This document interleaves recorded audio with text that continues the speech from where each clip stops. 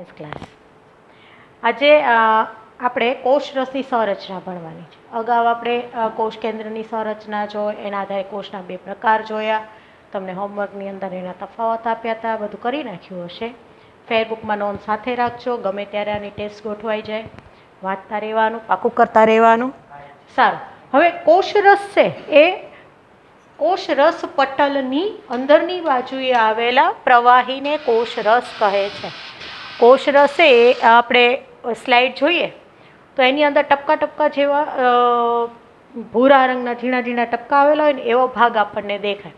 એની અંદર આવી જુદી જુદી અંગિકાઓ આવેલી હોય. અંતઃકોષરસ છાલ, ગોલ્ગી પ્રસાધન, લાઇસોઝોમ, કણાભસૂત્ર, રંજક દ્રવ્ય કણ અને રસધાની.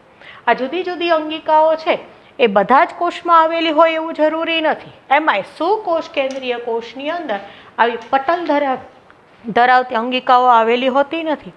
આગળ આપણે વાત કરી હતી આદિકોષ કેન્દ્રીય કોષ અને સુકોષ કેન્દ્રીય કોષની સંરચના. એમાં આદિકોષ કેન્દ્રીય કોષ છે એમાં આવી કોઈ અંગિકા નથી, ફક્ત પુટિકાઓ આવેલી છે. બરાબર, આ બધી જ અંગિકાઓ છે સુકોષ કેન્દ્રીય કોષની અંદર હોય, પણ એ પણ એની સંખ્યા અને બધી જ અંગિકાઓ હાજર હોય એ સુકોષ કેન્દ્રીય કોષના કાર્ય ઉપર આધાર રાખે છે. દાખલા તરીકે વનસ્પતિ કોષ હોય તો એની અંદર રંજક દ્રવ્ય કણ આવેલું છે. પ્રાણી કોષ હોય તો આ રંજક દ્રવ્ય કણ આવેલું હોતું નથી. પછી એવી જ રીતે એ કયા કોષ છે, દાખલા તરીકે મનુષ્યના રક્તકણ હોય તો મનુષ્યના રક્તકણની અંદર આમાંની બધી જ અંગિકાઓ હાજર હોતી નથી. એટલે જે તે પેશી આધારિત કોષ છે એ કોષને જે કાર્ય કરવાનું હોય એને અનુરૂપ જુદી જુદી અંગિકાઓ જુદી જુદી સંખ્યામાં આવેલી હોય. આપણે વનસ્પતિના પર્ણ લઈએ અને એનો આડોછેદ લઈએ તો પર્ણની અંદર ફક્ત રંજક દ્રવ્ય કણ એમાંય તે છે એના 3 પ્રકાર છે. આપણે એની ટૂંકમાં જોશું, એમાં જોશું. તેમાં હરિત કણ છે એ ઘણા બધી સંખ્યામાં છે. કણાભસૂત્ર અને બીજી અંગિકાઓ ઓછી સંખ્યામાં હોય. એટલે જે કોષને જે કાર્ય કરવાનું હોય એ કાર્યને અનુરૂપ અંગિકા અને અંગિકાઓની સંખ્યા ધરાવતા હોય છે. હવે આ બધી જ અંગિકાઓની ટૂંકનોંધ આપણે ભણવાની છે. એમાં પહેલી ટૂંકનોંધ છે અંતઃકોષરસ છાલ, એન્ડોપ્લાસ્મિક રેટિક્યુલમ. એનો સ્પેલિંગનો યાદ રાખો કંઈ નહીં, પણ એનું નામ યાદ રાખજો. એને ટૂંકમાં ER તરીકે ઓળખવામાં આવે છે. આપણે અંતઃકોષરસ છાલને સૂક્ષ્મદર્શક યંત્રની અંદર જોઈએ તો એકદમ જાળીદાર રચના જોવા મળે. એની જાળીની રચના બનાવતી સંરચના છે એને આવા 3 ભાગમાં વહેંચી દીધી છે. નલિકાઓ, સિસ્ટર્ની જેને ચપટી કોથળી પણ કહેવામાં આવે છે, અને ગોલકો. એને ગોળા જેવી રચના હોય તો ગોલકો કહેવાય. ચપટી કોથળી જેવી રચના હોય તો એને સિસ્ટર્ની કહેવાય, અને નળી જેવી રચના હોય તો નલિકાઓ કહેવાય. અહીંયા હું તમને કોષની આકૃતિ દોરું. એની અંદર આપણે અંતઃકોષરસ છાલ છે એની સંરચના જોઈએ. તમારે 2 કોષ આવે છે, વનસ્પતિ કોષ અને પ્રાણી કોષ. બંનેની લાક્ષણિક સંરચના આવે છે. એટલે કોઈ પેશી કોષ તરીકે નહીં, પરંતુ સામાન્ય રીતે વનસ્પતિ કોષ કેવો હોય તો સામાન્ય રીતે વનસ્પતિ કોષ છે એને આવી જાડી કોષ દિવાલ હોય,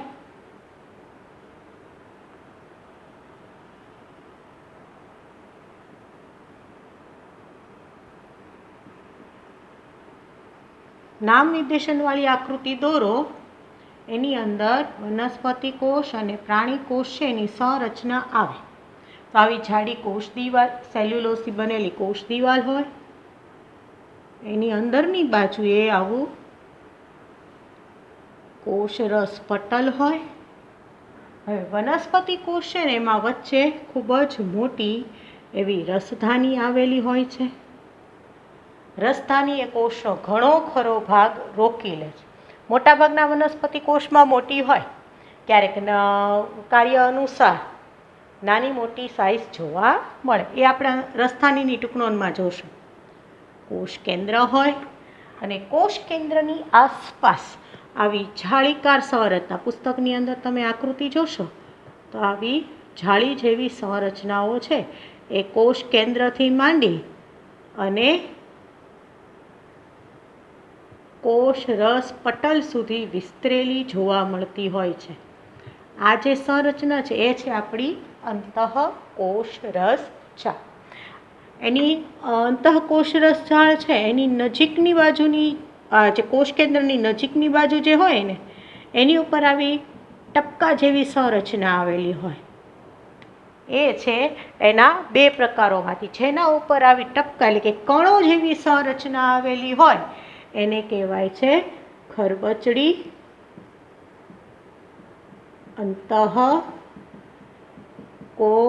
રસ જાળ. તો બે પ્રકારમાં પહેલો પ્રકાર ખરબચડી અંતઃકોષ રસ જાળ અને બીજો પ્રકાર છે લીસી અંતઃકોષ રસ જાળ.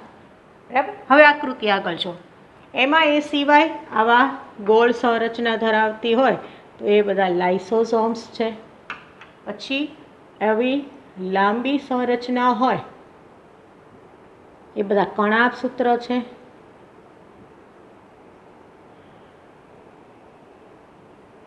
અને આ બધા હરિતકણની સંરચના.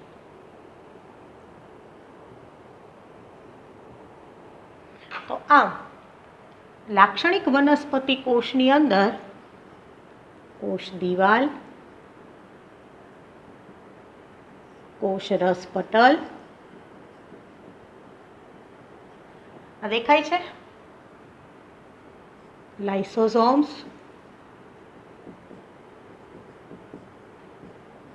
રસધાની, કણાભસૂત્ર, કોષ કેન્દ્ર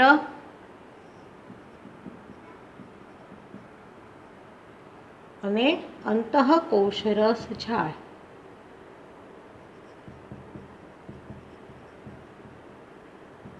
અને આ બધો જે પ્રવાહી ભાગ છે આપણે હમણાં ટૂંકમાં જોઈએ કોષ રસ. જ્યારે પ્રાણી કોષ હોય એની સંરચનામાં કોષ દિવાલ આવેલી હોતી નથી. એમાં ફક્ત કોષ રસ હોય, એની ફરતે આવું પાતળું આપણે આ ટૂંકનું જોઈ ગયા કોષ રસ પટલ હોય, મધ્યમાં ગોળાકાર કોષ કેન્દ્ર હોય અને આવી જુદી જુદી અંગિકાઓ જેમાં અંતઃકોષ રસ જાળ છે એ ઘણે સુધી આમ વિસ્તરી અને જાળીદાર સંરચના બનાવતી હોય છે. એ કોષની અંદર વધુ વિસ્તાર ધરાવે છે. આપણે એના કાર્યો જોશું એટલે તમને ખ્યાલ આવશે. એમાં આવી ખરબચડી અંતઃકોષ રસ જાળ છે કોષ કેન્દ્રની નજીકની બાજુ આવેલી હોય. એમાં લાઇસોસોમ્સ હોય,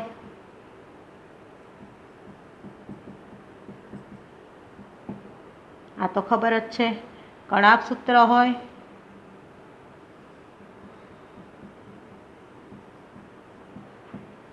બરાબર, અંતઃકોષ રસ જાળ હોય, કોષ કેન્દ્ર હોય, પછી નાની રસધાની હોય. આની જેમ મોટી રસધાની હોતી નથી. એટલે આ બધી અંગિકાઓ જરૂરિયાત પ્રમાણે હોય. બરાબર. આ આકૃતિ છે આ બંને એ તમારા પુસ્તકની અંદર છે. એક વખત દોરીને પ્રેક્ટિસ કરવાની. નામ નિર્દેશનવાળી આકૃતિ છે એ 2 માર્કની અંદર પેપરમાં પૂછાય છે. હવે આપણે મૂળ વાત કરતા હતા અંતઃકોષ રસ જાળના 2 પ્રકાર, ખરબચડી અંતઃકોષ રસ જાળ અને લીસી અંતઃકોષ રસ જાળ. તો એનું સ્થાન ક્યાં છે? તો તમે અહીંથી એનું સ્થાન જુઓ બંનેનું. આ સંરચનાની હારે મેં સ્થાન એટલે નથી લખાયું કે તમને દેખાડવાનું હતું કે કોષ કેન્દ્રથી કોષ રસ પટલ સુધી વિસ્તરેલી હોય છે. કોષ રસમાં બધી અંગિકાઓનું સ્થાન કોષ રસમાં જ છે. એટલે તમે અલગથી સ્થાન ન લખો તો ચાલે, પણ એટલું ખાસ યાદ રાખવાનું કે અંતઃકોષ રસ જાળ છે એ કોષ રસમાં મુક્ત રીતે ફરતી નથી હોતી, પરંતુ કોષ કેન્દ્રથી કોષ રસ પટલ સુધી વિસ્તરેલી હોય છે. તો હવે એના 2 પ્રકાર છે, એના નામ સહિત આપણે એની ટૂંકનો જોઈ લઈએ. એમાં 2 પ્રકારમાં પહેલો પ્રકાર આપણે કીધો ખરબચડી અંતઃકોષ રસ ઝાડ, જેને ઇંગ્લિશમાં કહેવાય રફ એન્ડોપ્લાઝમિક રેટિક્યુલમ. ROUGH હું ગુજરાતીમાં જ લખું છું એટલે તમને ઉચ્ચાર આવડે. રફ એન્ડોપ્લાઝમિક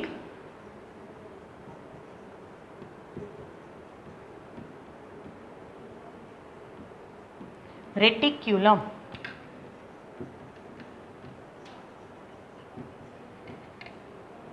બરાબર. તો અંતઃકોષરસ ઝાડનું નામ છે જે એન્ડોપ્લાઝમિક રેટિક્યુલમ, એને ER કહેવાય. તો એની આગળ ખરબચડી અંતઃકોષરસ ઝાડનું નામ છે રફ એન્ડોપ્લાઝમિક રેટિક્યુલમ, એટલે એને RER કહેવાય.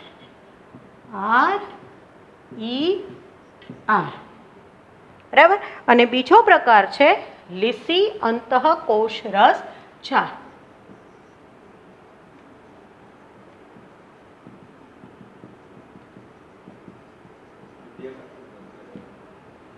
તો એનું નામ છે લીસીને સ્મૂધ કહેવાય. તો સ્મૂધ એન્ડોપ્લાઝમિક રેટિક્યુલમ, એટલે SER. હવે આ બંને અલગ અલગ કાર્ય કરે છે. અંતઃકોષરસ ઝાડ જ્યારે આપણે માઇક્રોસ્કોપની અંદર નિરીક્ષણ કરીએ ત્યારે ખરબચડી અંતઃકોષરસ ઝાડ ઉપર કણો જેવી રચના જોવા મળે છે, અને આ કણો છે એને રિબોસોમ્સ કહેવાય છે.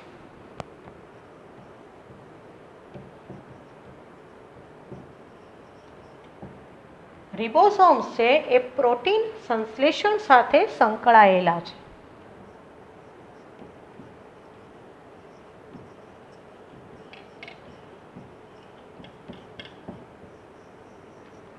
એનો અર્થ એમ થયો કે RERનું કાર્ય પ્રોટીન સંશ્લેષણનું છે. જ્યારે અંતઃકોષરસ ઝાડના જે ભાગ ઉપર આવા કણો જોવા નથી મળતા એ લીસી દેખાય છે, એટલે એને સ્મૂથ એટલે કે લીસી અંતઃકોષરસ ઝાડ SER તરીકે ઓળખવામાં આવે છે. તેનું કાર્ય મુખ્યત્વે ચરબી એટલે કે લિપિડ સંશ્લેષણનું છે. સંશ્લેષણ કરવું એટલે બને. બરાબર. કોઈ ફેક્ટરીની અંદર જેમ કોઈ વસ્તુ બનતી હોય એમ કોષની અંદર એટલે કે સજીવ કોષની અંદર જ્યારે કોઈ વસ્તુ બને છે, પ્રોડક્શન થાય છે, તો એને સંશ્લેષણ કહેવાય. તો અહીંયા પ્રોટીનનું સંશ્લેષણ થાય છે, તો અહીંયા લિપિડ એટલે કે ચરબીનું સંશ્લેષણ થાય. આ પ્રોટીન અને લિપિડ બંને ભેગા થઈ અને કોષરસ પટલના નિર્માણમાં ભાગ લે છે. કોષરસ પટલના નિર્માણને જૈવિક પટલ સંશ્લેષણ એટલે જૈવ પટલ સંશ્લેષણ કહેવાય.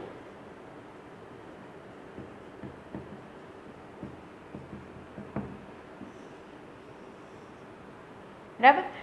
તો અંતઃકોષરસ ઝાડનું ફરતેનું પટલ અથવા તો કોષરસ પટલ એની સંરચનામાં જે પ્રોટીન અને ચરબી ભાગ લેતા હોય એ પ્રોટીન અને ચરબીનું નિર્માણ ખરબચડી અંતઃકોષરસ ઝાડ અને લીસી અંતઃકોષરસ ઝાડમાં થાય. એ સિવાયના પણ ઘણા પ્રોટીન અને ચરબીના અણુઓનું નિર્માણ થતું હોય છે. એટલે કે કેટલાક પ્રોટીન અને ચરબી એ જૈવ સંશ્લેષણમાં ભાગ લે છે. તો અહીંથી અંતઃકોષરસ ઝાડ છે એના કાર્ય ચાલુ થાય. એમાં પહેલું જૈવ પટલ સંશ્લેષણમાં અગત્યનો ભાગ ભજવે છે.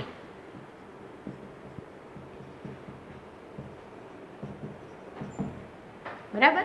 આ બંને અલગ અલગ કાર્ય તો કરે જ છે, પણ આખી અંતઃકોષરસ ઝાડ સંયુક્ત રીતે કોષની અંદર શું કાર્ય કરે છે? તો કે આ બંનેની મદદથી ઉત્પન્ન થયેલા પ્રોટીન અને ચરબીનો ઉપયોગ કરી અને કોષરસ પટલ કે બીજી બધી અંગિકાઓ ફરતેના પટલના નિર્માણનું કાર્ય કરે, તો એ જૈવ પટલ સંશ્લેષણ તરીકે ઓળખાય. બીજું કાર્ય છે તો તમે જોયું હમણાં કે કોષની અંદર ઘણો બધો વિસ્તાર આવરી લે છે, એટલે કોષની અંદર આવી રીતે એ જે સપાટી પૂરી પાડે છે એ સપાટી ઉપર જુદી જુદી રાસાયણિક પ્રક્રિયાઓ શક્ય બને છે. પાણીની અંદર આપણે મીઠું નાખીએ અને પછી અથવા તો સોડા નાખીએ અને પછી લીંબુ નાખીએ ને કેમ ઉભરો આવે, તો એ પ્રક્રિયા કરવા માટે એવી ઘણી બધી રાસાયણિક પ્રક્રિયાઓ કોષની અંદર થતી હોય ત્યારે એને ચોક્કસ સપાટીની જરૂર પડે છે. તો આવી જૈવ રાસાયણિક પ્રક્રિયાઓ માટે સપાટી પૂરી પાડે છે એમ કહેવાય. જૈવ રાસાયણિક પ્રક્રિયાઓ માટે જરૂરી સપાટી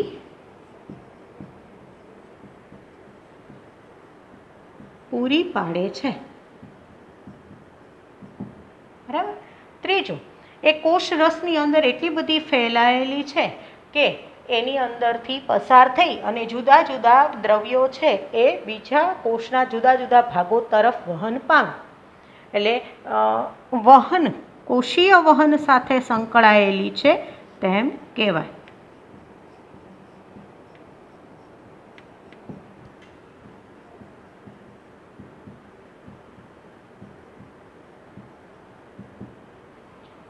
હવે એનો ખાસ મુદ્દો છે એ સમજવા જેવો છે કે પૃષ્ઠવંશી પ્રાણીઓ.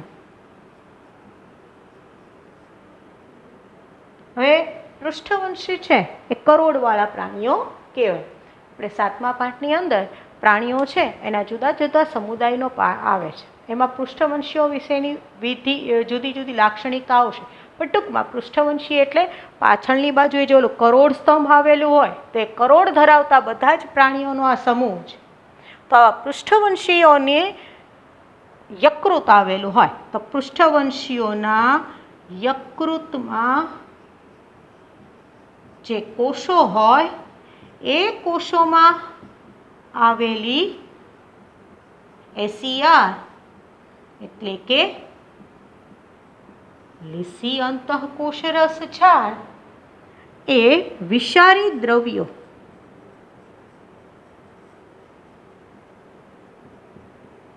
ના વિઘટનનું કાર્ય કરે છે.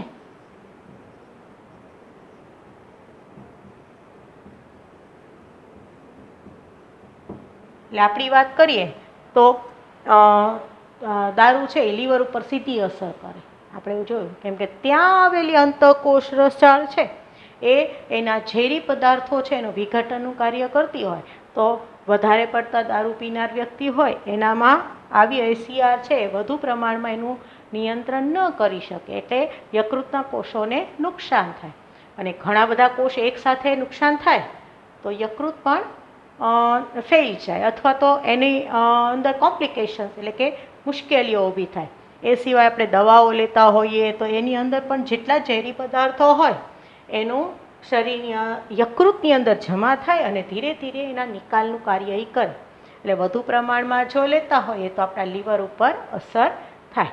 તો એવી રીતે બધા જ પૃષ્ઠવંશીય પ્રાણીઓની અંદર આ એસીઆર છે એ આવા વિષારી દ્રવ્યોના વિઘટનના કાર્ય સાથે એટલે કે એના નિકાલના કાર્ય સાથે સંકળાયેલી હોય છે.